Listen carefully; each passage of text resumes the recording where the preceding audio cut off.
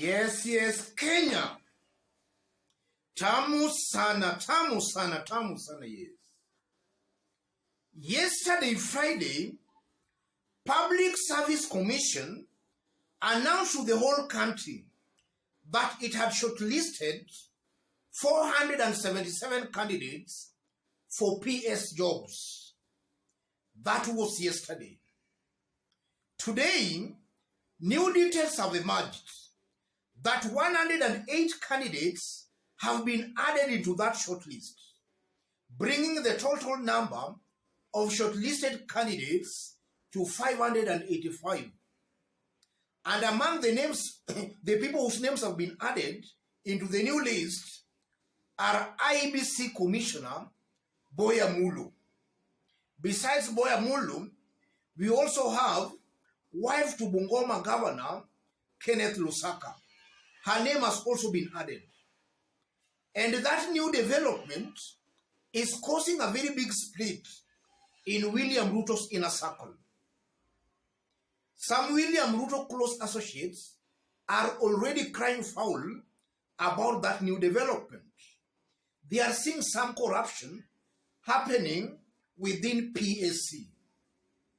Senior Counsel Ahmednasir, immediately that news surfaced, had this to say: Ahmednasir, Senior Counsel, by adding an additional 108 candidates into the shortlist for offices of principal secretaries, the Public Service Commission sadly confirmed the truth that it took Kenya shillings 500K to 1 million to be shortlisted. Sadly, corruption galore in PSC. Senior Counsel is just confirming that there is corruption at PSC. Money is changing hands. For you to be picked or shortlisted for PS job, you must part with at least 1 million Kenya shillings. There is corruption going on within PSC. In this video, I want us to dig deep into that story, considering the fact that William Ruto has been silent on the fight against corruption. Before we dig deep into the story, if you are watching us for the very first time, subscribe, give this video a like. Thank you. God bless you. Yes. Just to start off with, according to Auditor General's report, Kenya loses about a third of its annual budget to corruption. If Kenya has a budget of 3 trillion, 1 trillion is lost to corruption. Men and women, corrupt men and women, pockets 1 trillion. And if you look at William Ruto's government, the way it has started, it's almost certain that that figure might go up. Kenya might lose more to corruption. That's something I'm seeing coming out very clearly. And I'm saying that because William Ruto is very silent on the war against corruption. He is not giving it the required strength for that scourge to be slayed. William Ruto is silent about, or rather is silent on the war against corruption. That can only increase corruption in his government. And already, even the shortlisting of PS jobs alone, we are already seeing some corruption. About 1 million Kenya shillings being charged to be shortlisted. Corruption is most likely going to increase in William Ruto's government. And to some of us here, that's not a shock, or we are not surprised about that. That was expected. And then secondly, if you look on how PSC is conducting its business, it's clear there are some strings being pulled behind the scenes. Initially, The deadline was 20th September for candidates to submit their names, and then it was pushed to 27th September. Yesterday, PSC announced that they had shortlisted 477 candidates. And among the 477 candidates, Wafula Chebukati's wife was part of those shortlisted.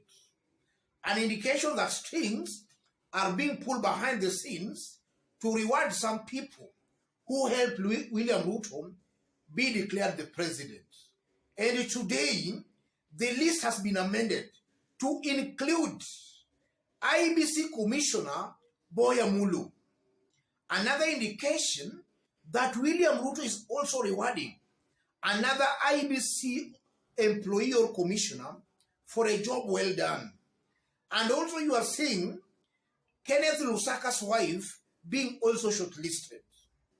In my honest opinion, I see that as just corruption. William Ruto, just as I did say in our yesterday's analysis, William Ruto is telling IEBC and his close friends, thank you for a job well done. And that only just leads to corruption. Independent institutions most likely will not be working independently. Most likely they will be trying to please the executive for them to get some rewards, maybe after their terms expire. And that is so because Chebukati, Boya Mulu and Gulien, their terms are ending in July. They are retiring in January. They are retiring in January next year. So I'm seeing a very high possibility where they deliberately made sure William Ruto was announced the winner, for they had already sealed a deal in that they were to get jobs in William Ruto's government. And that's exactly what is happening here.